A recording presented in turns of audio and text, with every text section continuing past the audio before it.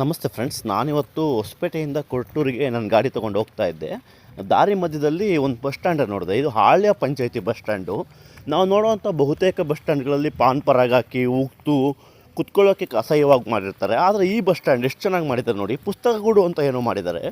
ಏನಂದರೆ ಇಲ್ಲೊಂದು ಬಸ್ ಸ್ಟ್ಯಾಂಡಲ್ಲಿ ಒಂದು ರ್ಯಾಕ್ ಇಟ್ಬಿಟ್ಟು ಅದರಲ್ಲಿ ಬೇಂದ್ರೆ, ಕುವೆಂಪು, ಬೇರೆ ಬೇರೆ ಸಾಹಿತಿಗಳ ಪುಸ್ತಕಗಳನ್ನು ಇಟ್ಟಿದ್ದಾರೆ.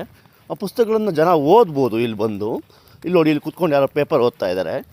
ಅದೇ ರೀತಿ ಕುತ್ಕೊಳ್ಳೋಕ್ಕೋಸ್ಕರ ಚೇರ್ಗಳನ್ನು ಹಾಕಿದ್ದಾರೆ, ಟೇಬಲ್ಗಳನ್ನು ಹಾಕಿದ್ದಾರೆ. ಜನ ಬರ್ತಾರೆ, ಕುತ್ಕೊಳ್ತಾರೆ, ಓದ್ತಾರೆ.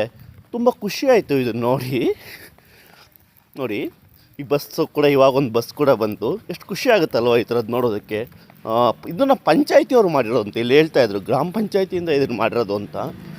ನಮ್ಮ ಪಂಚಾಯತಿಯವರು ಈ ಥರದ್ದೊಂದು ಕೆಲಸ ಮಾಡಿದ್ರೆ ಚೆನ್ನಾಗಿರುತ್ತಲ್ವ. ಅಮೇರಿಕಾ ಮತ್ತು ಕೆಲವೊಂದು ವೆಸ್ಟರ್ನ್ ದೇಶಗಳಲ್ಲಿ ಓಪನ್ ಬುಕ್ಸ್ ಅನ್ನೋ ಕಾನ್ಸೆಪ್ಟ್ ಅಡಿಯಲ್ಲಿ ಈ ಥರ ಬುಕ್ಸ್ ಇಟ್ಟಿರ್ತಾರೆ ಅಂತ ಕೇಳಿದ್ದೆ.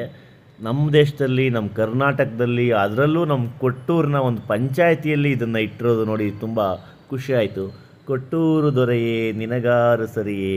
ಮತ್ತೆ ಸಿಗೋಣ ಇನ್ನೊಂದು ವಿಡಿಯೋದಲ್ಲಿ. Thank you.